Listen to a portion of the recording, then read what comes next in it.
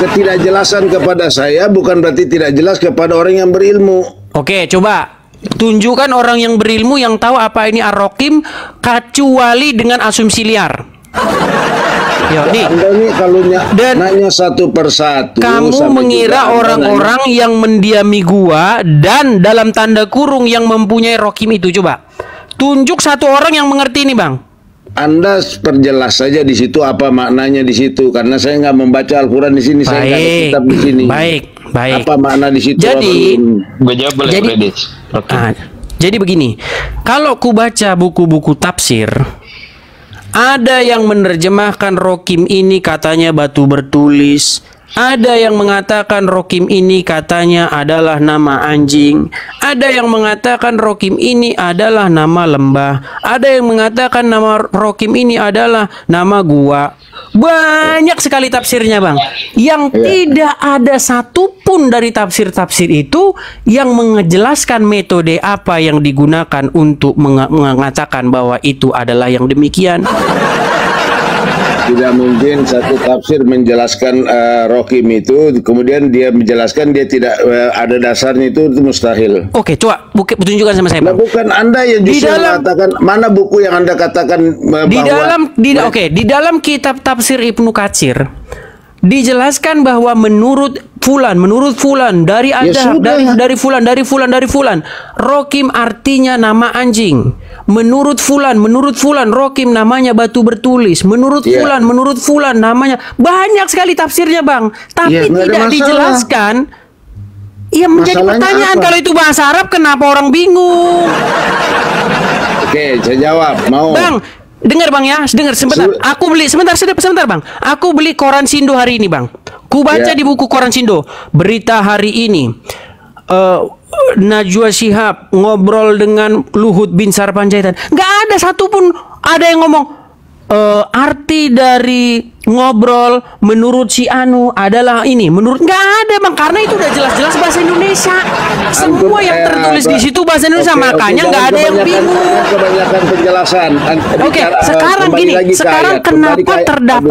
kenapa terdapat kosakata di dalam Quran yang menimbulkan banyak multitafsir yang nggak tahu itu apa? Banyak yang ngomong dulu. Sekarang kembali lagi kepada pembahasan, kembali kepada ayat tadi penjelasannya bahwa Rokim itu bagaimana maknanya di situ. Tadi sudah saya bacakan, Bang Asegaf. Karena kita mau membedah. Baca lagi, Bang Asegaf. Menurut kitab tafsir Ibnu Katsir. Bukan arti ini ayat, baca lagi ayatnya, artinya. Dan ataukah kamu mengira bahwa orang-orang yang mendiami gua dan dalam tanda kurung yang mempunyai Rokim itu, mereka termasuk tanda-tanda kekuasaan yang kami yang mengherankan? Coba pertanyaan saya, dalam tanda apa kurung maksudnya Rokim? Dalam tanda orang-orang yang mendiami gua dan Rokim? Di ayat di sini, di ayatnya, di kalimat Rokim di ayat. Ada nggak? Di ayatnya. Oke. Am hasibta anna ashabul kahfi warrokimi kanu min ayatina ajaba. Jadi artinya bagaimana? Atau kamu mengira bahwa orang-orang yang mendiami gua dan Rokim itu mereka termasuk tanda-tanda kekuasaan kami yang mengherankan? Pertanyaan saya, Rokim ini apa? Ya, jadi kalau begini justru ini menarik. Sebetulnya tantangan buat ulama-ulama ya Islam. Gitu dong jawabnya. Justru itu tantangan bagi orang-orang. Iya, harusnya gitu. Jangan ngomong penistaan. Apa orang nanya dibilang penistaan? Zakir Naik nanya nggak penistaan? Siapa yang bilang penistaan? Tadi, Bang, sebelum Abang datang. Iya, namanya orang mungkin salah memahami mau dibawa kemana, kan begitu. Bisa saja. Nah, itu justru tantangan, dan banyak Al-Quran tantangan itu yang belum bisa dimaknai oleh ulama banyak.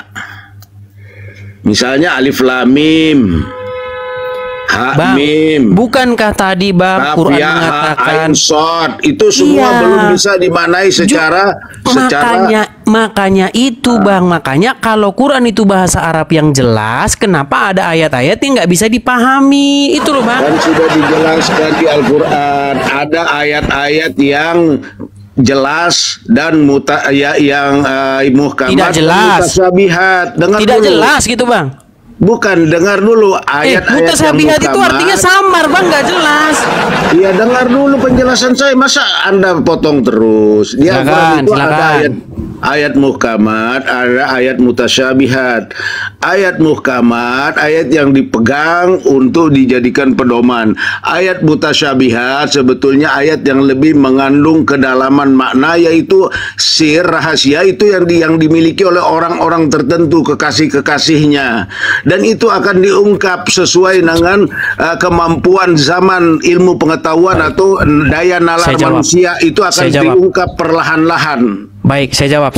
Jawabannya sangat retorika dan sayang sekali Bukan semuanya retorika, ngawur. itu Al-Quran sendiri yang menyatakan. Gak ada bang, gak ada Quran bilang begitu bang. Dengarkan. Ada ayat muhkamat dan mutasyabihat. Orang-orang yang hatinya kotor condong menafsirkan yang mutasyabihat. Nah, kalianlah itu. Kalianlah yang kerjanya membuat bang, nggak ada orang Kristen memproduksi buku tafsir Quran. Kalian yang memproduksi buku tafsir Quran. Kalian yang menjelas-jelaskan. Orang yang memastikan yang mutasyabihat itu berani memastikan tidak ada. Oke, hanya mereka mencoba mencoba. Makanya nanti ilmu pengetahuan kebenaran itu yang akan mengungkap dirinya sendiri. Itu sesuai juga dengan kebutuhan manusia. Oke, bisa aku jawab bang sekarang? Silakan bicara. Baik. Jadi kita berangkat kepada tuduhan yang pertama bang, bahwa Muhammad itu kan dituduh. Oke? Lalu atas tuduhan itu Quran membuat jawaban. Ya. Bagaimana mungkin kamu tuduh kayak begitu? Dia aja bahasanya ajam, Quran ini bahasanya Arab yang jelas. Ya, itu satu. Nah, itu kan klaim bang, itu kan klaim Quran bahwasanya Quran itu bahasa Arab yang jelas. Ternyata abang sendiri mengatakan ada ayat-ayat yang muhkamat alias nggak jelas. Berarti justru Quran itu sendiri mengakui bang bahwa di dalam Quran itu ada ayat-ayat yang mutasabihat alias samar atau tidak jelas. Bagaimana? Sebentar bang, biar ku selesaikan. Bagaimana mungkin bang kemarin waktu ada orang nuduh bahwa orang ajamlah dalang pembuat Quran itu, dijawab Quran itu bahasa Arab yang jelas bro. Kok kamu bilang Quran itu dibikin orang ajam? Ternyata sekarang Quran sendiri ngomong bahwa di dalam Quran itu terdapat bahasa-bahasa yang mutasabihat, yang tiada seorang pun mengerti takwilnya melainkan Allah.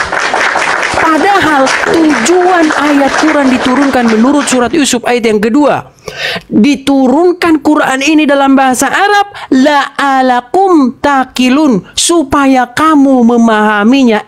Ternyata Quran yang kemarin ngomong diturunkan dalam bahasa Arab supaya kamu mengerti, malah ngomong di dalam Quran itu ada bahasa Arab yang tidak kamu mengerti. Ayo, silakan. Di dalam Al-Quran bedakan kali kata ajam. Makanya ajam itu kan jelas bahasa rendahan ya. Itu secara otomatis itu bahasa rendahan. Bukan bahasa rendahan bang. Abang ngarang kalau bahasa ajam itu bahasa asing bang. Bukan rendahan. Ajam itu asing bang, bukan rendahan. Nah, kalau bahasa asing itu dalam pengertian apa? Bahasanya bukan bahasa Arab. Iya, bukan bahasa Arab. Kalau bukan bahasa Arab ya memang semua bahasa Arab kok nyata. Apa ajam bahasa apa? Oke, ini bahasa apa bang? Rokim ini bahasa apa? Coba nih, ku besarin lagi bang. Iya, sekarang kan ada yang dikatakan ada nggak pengetahuan kita semua menjangkau ke situ? Itu yang jadi persoalan karena ini berbicara tentang. Abang bilang bahasanya bahasa Arab. Ternyata ada yang bukan bahasa Arab. Bahkan sebagian ulama mengakui bahwa terdapat memang bahasa-bahasa lughah ajamiyah di dalam Quran. Gimana sih bang? Abang, bukan ada saya yang dikatakan istilah. Ada yang dikatakan bahasa asli. Ada bahasa istilah yang mengikuti sejarah masa lalu. Ini kan kita belum tahu tentang Rokim. Saya juga belum membaca semua tafsir. Jujur, jadi saya nggak bisa mengomentari bahwa ini nggak ada artinya. Ada pemahaman. Cuma kan kita belum semua membaca tafsir-tafsir para ulama. Ini menjadi persoalan. Dan ini urgensinya apa dengan keimanan? Kan tidak terlalu penting. Bang, ini fatal. Dengar dulu. Artinya tuduhan bahwa Muhammad belajar kepada orang asing itu menjadi tuduhan yang nyata. Gitu loh bang. Ini fatal, bukan? Ini nggak main-main bang tuduhan ini. Iya, saya kan katakan tadi bahasa Rokim ini, apakah itu menandakan itu bahasa ajam atau bahasa rendah atau bahasa yang tidak diketahui oleh seluruh ulama, kan tidak. Ya, Bang, di dalam buku-buku tafsir ada yang mengartikan itu nama anjing, nama lembah. Masalahnya gini loh, metode apa yang digunakan oleh para mufassirin itu? Kok dia bisa bilang itu nama anjing? Al-Quran 30 juz ini bukan hanya membuat satu kisah, satu pemaparan. Ini banyak, jadi tidak semua. Saya contoh tadi kaf, ya, ha, ain sod, alif lam mim. Apakah para ulama tahu? Tidak ada yang tahu sampai saat ini. Belum ada yang bisa tahu persis. Terus kenapa tuh tujuan Quran dikatakan turunkan Quran ini dalam bahasa Arab supaya kamu memahaminya? Ya, kan saya katakan tadi, ada yang memang tidak mampu dijangkau oleh pengetahuan. Bang, berarti klaim bahwa supaya kamu memahaminya itu menjadi gagal. Bang, saya kirim ya Bang ya. Gini Bang, saya Bang, gini sedikit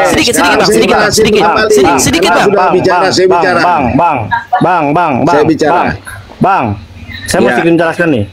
Kalau misalkan Al-Quran dituliskan ke dalam bahasa Sunda misalkan, terus orang itu orang Arab, kira-kira orang Sunda itu ngerti apa enggak, Bang? Enggak bakal ngerti. Nah, justru itu karena Rasulullah itu keturunan Arab, makanya Allah menurunkan Al-Quran itu dalam bahasa Arab seperti supaya itu, dia memahaminya, betul? Iya. Oke, sekarang coba jelaskan Rocky menurut Muhammad apa? Bingung. Dengar, tidak semua. Penjelasan ulama. Dengar dulu. Ya, ini dunia belum berakhir. Ya, Rasulullah datang, tidak semua dijelaskan oleh Rasulullah karena umat juga tidak bertanya saat itu. Ya, pertama itu umat tidak bertanya saat. Halo. Cek jelas nggak suaranya? Ya. Tidak semua, di dalam. Dengar dulu. Nih, saya sedikit tambahan lagi ya. Biar saya bicara selesai Kitab Al-Quran ini tidak ada keraguan padanya. Ya, petunjuk bagi mereka yang bertakwa. Ya, betul. 3 AR zalikal kitabu zalikal kitabu la raiba fihi hudal lil muttaqin. Justru saya menjelaskan atau lama-lama saya menjelaskan kepada Anda ketika Anda berbicara Al-Quran percuma karena Anda tidak bertakwa. Loh, Anda tidak akan aneh itu. Dengarkan, bagaimana mungkin saya bisa bertakwa, ternyata Anda sendiri berkelit menjawabnya nggak bisa. Anda tidak mengerti dan tidak bertakwa karena ya sudah, kalau gitu jelaskan. Ya, makanya jangan Anda mengatakan tidak mengerti. Tugas Anda menjelaskan. Gimana sih? Karena Anda tidak bertakwa. Tugas Anda itu menjelaskan, malah bilang tidak mengerti. Gimana? Dasarnya Anda tuh tidak bertakwa. Jadi percuma untuk dijelaskan. Bang Kolek, biar saya bicara dulu ya. Oke. Jadi begini ya, tadi teman-teman ini ditonton banyak orang loh. 1400 di TokTok, 742 di YouTube. Ini banyak yang pertanggungjawabkan loh. Jangan asal-asal jawab, yuk. Host, dengar dulu. Menurut tafsir biar saya bicara dulu ya. Al-Hakim itu memang lembaran-lembaran batu tertulis, Bang. Salah satunya ya. Bang Kolek, diam dulu ya. Saya bicara. Rokim cuman ngotot-ngotot dan ngomong. Menurut tafsir Kemendag, satu-satu dong, Pak. Itu memang ada yang disebut nama dong, Pak. salah satu binatang, anjing gitu, Bang. Oke, metodenya apa itu, Kolek? Metode yang digunakan untuk mengartikan bahwa Rokim itu lembaran-lembaran dan Rokim itu nama anjing, apa metodenya? Disinilah ranah ulama yang mengetahui. Iya, ngarang bebas, Kolek. Itu ngarang bebas. Ya udah. Sekarang gini. Tunjukkan satu bahasa sebelum adanya Quran yang menggunakan kosakata itu yang artinya itu adalah batu bertulis atau nama anjing. Bahasa apa itu? Ngarang. Nggak ada, bahasa itu nggak mungkin muncul tiba-tiba, pasti udah pernah sebelumnya dipakai. Contoh, kita ngobrol ini sebelum kita lahir bahasa kita ini udah dipakai orang. Kalau saya ngomong sama kamu bahasa yang sebelumnya nggak pernah dipakai orang ini, dengerin, Kolek, dengerin. Sebentar, Kolek, dengerin. Kalau saya ngomong sama kamu dengan bahasa yang sebelum kita lahir nggak pernah dipakai, gini nih, dengerin saya ngomong, Kolek.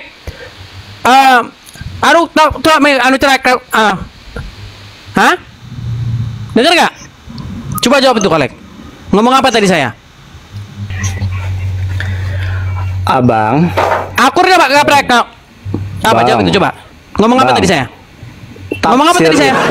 Enggak, kenapa kenapa sesuatu saya itu saya malah ditafsirkan? merangsang pola pikirmu untuk mengerti bahwa tidak ada satu bahasa yang sebelum kata-kata itu dipakai sebelumnya kita pakai langsung hari itu kita pakai, nggak ada. Enggak, Makanya saya itu tanya sama kamu, betul. kalau rokim itu betul-betul kosakata, tunjukkan kapan rokim itu pernah dipakai sebelum Quran datang, bangsa apa yang memakai itu, dan kenapa artinya bisa beda-beda. Yuk jelaskan sama saya. Yuk. Itu bukan ranah saya yang sebagai orang awam bisa menjelaskan, Iya, Bang. ya nggak mungkin kamu bisa jawab lah. Iya, bukan, karena nggak bisa memang itu jawab. bukan ranahnya saya untuk bisa Lalu menjelaskan ke lalu situ. kenapa dari tadi kamu ngomong Saya kan banyak, udah jelaskan Pak? dari tadi, Oke. dari tadi ayat Al-Baqarah itu yang saya bawakan Artinya itu, gini, kan. Pak. Bang Kolek, Pak ya, 3R, saya bicara ya. artinya Host, takwa pertama begini. beriman Pak dan penjelasannya Host, nanti saya diikuti bicara sebentar. oleh Pak AR, para ulama. berarti dari gitu. tadi kamu Kalau ngomong misalkan banyak, abang menafsirkan ngomong banyak sendiri, itu kosong. berdasarkan rujukan para ulama, ya kacau nantinya gitu, Bang. Berarti dari tadi kamu Host, ngomong nggak ada artinya, biar Pak. saya Sebentar bicara ya, kamu nggak biar tahu saya apa-apa. jelasin, biar saya jelaskan, karena ini menyangkut Buang dengan waktu kau, Pak. penjelasan Allah atau firman Allah tentang ayat muhkamat dan mutasyabihat. Sebetulnya ini kalau menurut saya bukan muhkamat, bukan mutasyabihat, lebih Kalau bukan kepada- mutasyabihat kok nggak ada yang ngerti. dengar dulu, lebih kepada istilah yang mungkin merujuk kepada sejarah.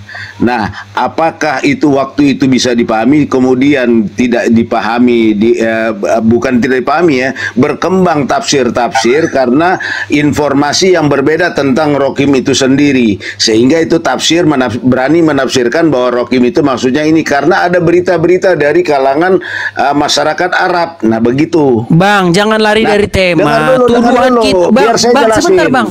Tuduhan Biar- kita yang pertama apa sih, bang? Adanya tuduhan bahwa Quran ini dibuat orang ajam.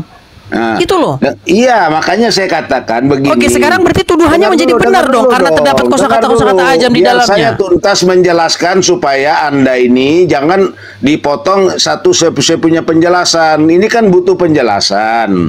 Iya kan? Jelasanmu to the point, Pak, supaya kalau kita arti tahu rokim- mengarah kalau gitu arti loh, Pak. rokim, saya katakan saya tidak tahu. Nah, kan Ya. tidak tahu kan? Ya sudah, kalau nggak tahu jangan banyak ngomong. Lalu kenapa dikatakan tujuan Quran pertanyaan ini dalam Anda bahasa itu Arab saya supaya menjelaskan. kamu memahaminya? Ketika Anda bertanya lagi. Bukan, Bang. Tujuan Quran dibuat dalam bahasa Arab biar apa? Biar kamu memahaminya. Ya, makanya saya ternyata akan kamu nggak jelaskan paham, nanti. Bang. Jangankan kamu, orang Arab kagak paham. Ya, makanya saya jelaskan di dalam Al-Quran itu ada istilah yang ya itu berhubungan dengan pengetahuan masa lalu. Ini kan bercerita tentang masa lalu. Nggak ditanya Bukan bercerita itu, tentang Bang. bangsa-bangsa Arab saat Bang itu. Segap, yang Dengar ditanya dulu, itu, dengar dulu. Bang Segap, yang Dengar ditanya dulu, itu dengar artinya dulu, loh, saya Bang. Bukan jelasin. artinya yang ditanya itu rokim itu apa sih sebenarnya gitu loh. Nah, itu di situ maknanya apa di situ? Artinya. Ada yang bilang batu bertulis, ada yang bilang nama anjing, ada yang bilang nama lembah, ada yang bilang surat-surat, ada yang bilang nama, ada yang Ya bilang nama sudah, desa. seperti itu saja sudah. Namanya Metodenya apa, Bang? Metodenya? Anda tadi kan sudah baca metode masing-masing tafsir mengatakan alasannya. Bang, Sudah, semua tadi juga Anda bisa, tahu. Bang, kalau cuman ngarang gini. Saya bilang, saya ngarang, berkata, tafsir Anda bilang ngarang. kapan kita tungkriung, Bro? Menurut Miss Anda nih- Esther, tungkriung artinya jalan-jalan. Menurut Andesia, tungkriung artinya jalan-jalan ke mall. Metode apa yang digunakan kok tungkriung itu jalan-jalan? Anda kan tadi sudah baca tadi menurut ahli tafsir begini itulah. Iya, yang saya tanya penjelasannya. metodenya apa? Metodenya apa? Tadi kan ada yang merujuk kepada sejarah. Tidak yang ada mengatakan metodenya, tidak ada. metodenya nggak Seperti ada. terawang-terawang menebak-nebak gitu loh. Aduh, Anda ini lucu. Memahami. Ini kan berhubungan dengan Pak sejarah Segap, masa lampau. Pak Segap, kamu bilang Pak Edi salah. Coba kamu tunjukin. Memang ada dasarnya. Coba, ayo. Kan tadi saya sudah jelaskan ya arti-arti di situ dia sendiri sudah memaparkan menurut ahli tafsir ada beberapa macam dan alasannya sudah diberitahu. Itu sudah cukup jawaban. Apa alasannya apa? Tadi yang disebutkan sama si host itu alasannya. Alasannya justru enggak. Apa? Alasannya justru dia nanya. Dasarnya apa? Oke Justru lah, dia oke, coba nanya. kita kasih kesempatan yang lain ngomong lah. Yuk, coba gantian Oh, dulu. alasannya ditanya lagi. Coba, Itu ada alasan coba ahli tafsir sudah. Andinesia mau ngomong apa, Bang? Karena kita tidak punya pengetahuan di situ. Sebentar, Ya, Bang, boleh, Abel Segap. Brady. Udah cukup, Bang Segap. Coba Bang Kiki, Bang Indonesia ada yang mau disampaikan, silakan, Bang. Gue jelasin sedikit boleh? Kata Silakan, Indonesia dulu boleh? silakan, Indonesia. Bang Kiki, silakan, Silakan Bang nanti. Kiki. Mau ngomong Adi kok. dulu. Saya juga bingung ini mau ngomong. Oh iya udah gue Bang, dulu. Bang Andi Muslim nggak, Bang? Muslim dia, Muslim banget kalau Andi. Muslim. Ya, Tapi udah, bingung gue ya dengan pertanyaan. Ini pertanyaan akademis loh, bukan dogma-dogma kita bahas ini. Ayo. Kajian Iya. akademis ini, bukan kajian dogma. Ayo. Gini Brady, gue izin jawab ya. Jadi yang disebut Arab itu bukan Arab seperti bahasa Arab hari ini atau yang kita kenal Arab Saudi hari ini. Tapi Arab yang dipahami di dalam Al-Quran itu artinya Arab itu yang selingkungan dengan daerah Arab atau yang berbahasa memiliki kemiripan. Itu bisa disebut dengan bahasa Aramaik, bahasa Ibrani atau bahasa-bahasa itu.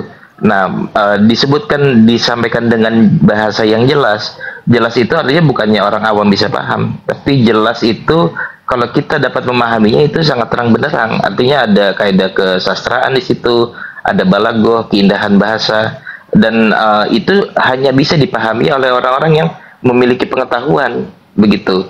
Makanya kayak misalkan Rokim itu kan disebutnya surat Ar-Rokim juga kan, surat Al-Kahfi. Dan orang-orang dalam Baik, yang saya tanggapi berada ya, Bang dalam Kiki ya. disebut juga sebagai Baik. Ashabul Rakim. Baik, Nah, saya Rakim tanggapi tadi- Bang Kiki.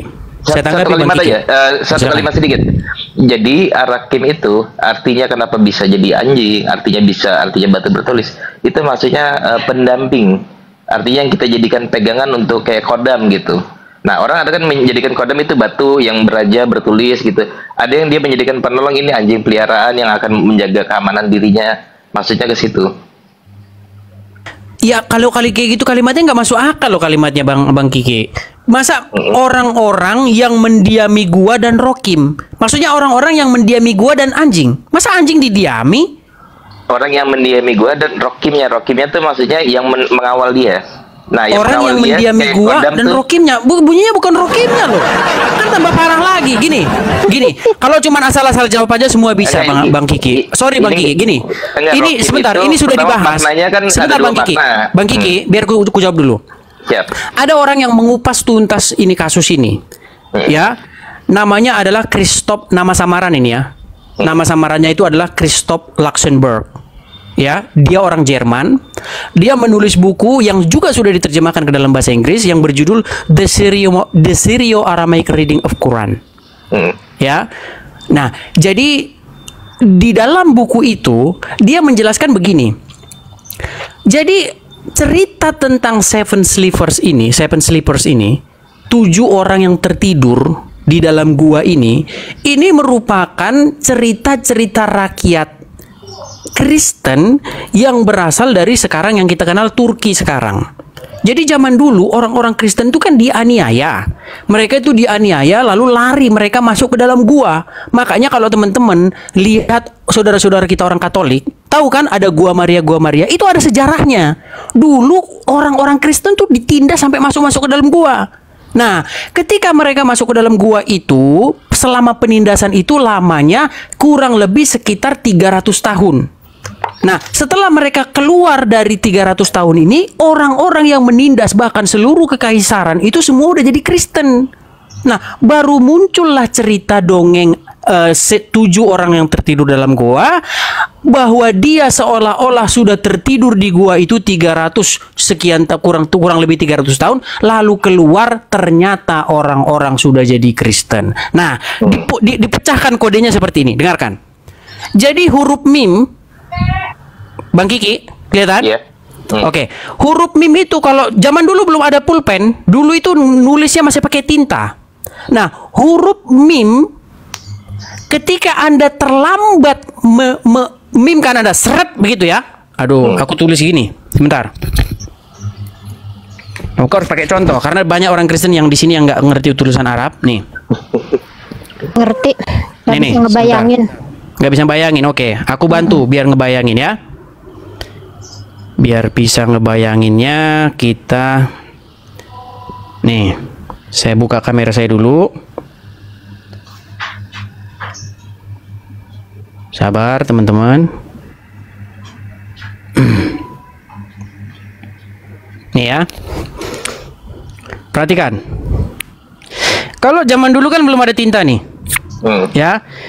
Ketika orang menulis huruf da, ini kan huruf da ya kan, ya.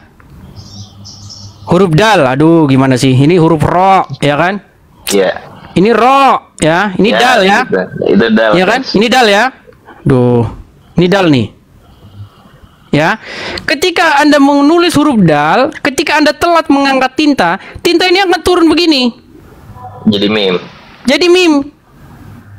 Nah, jadi Christoph Luxenberg membuat satu tesis bahwa huruf terakhir ini sebenarnya bukan meme, tetapi dal. Tapi karena tintanya dia terlalu lama diangkat, akhirnya menjadi meme. Jadi bunyinya itu menurut Christoph Luxenberg seharusnya berbunyi orang-orang yang mendiami gua dan rukud. Nah, kata rukud di dalam bahasa Syrio-Aramaik artinya tertidur. Jadi bunyi dari Al-Kahfi ayat 9 ini menurut buku The Syrio-Aramaic Reading of Quran itu, dia ingin mencoba merekonstruksi kembali Al-Quran, bunyinya menjadi seperti ini. Ataukah Bisa kamu mengira masuk akal itu. bahwa Kalau orang-orang yang sebentar Bang, sebentar. Pak Kiki sebentar, bentar Bang, supaya kita sebentar. dengar. Dan apakah kamu mengira bahwa orang-orang yang mendiami gua dan tertidur? Jadi orang-orang yang mendiami gua dan tertidur di gua itu, mereka termasuk tanda-tanda kekuasaan kami. Inilah tesis yang dijelaskan oleh The Syrio-Aramaic Reading of Quran. Nah itu penjelasan ilmiah, bisa-bisa saja loh orang nulis itu ngantuk. Betul. Terus dia langsung Sedikit aja, huruf bukan 30 dalnya menjadi detik. huruf mim seperti itu. Boleh nggak, Bro Edis? 30 detik aja, Bro Edis. Silakan. Nah, Silakan. jadi Ya. gini, kebetulan kan gue juga bergaul dengan Arab-Arab Yaman jamaah gitu. Jadi rakut atau Q apa kof jadi apa jadi G disebutnya jadi regut. Regut itu artinya tidur. Betul. Iya, rukun itu. Kalau bahasa Arabnya kan ruku. Ruku itu kan artinya membungkuk, ya kan? Nah, kalau bahasa Syria rukun itu artinya tertidur. Kalau di Yaman jadi rugut, jadi Iya, tidur itu makanya banyak orang yang anti sama ini.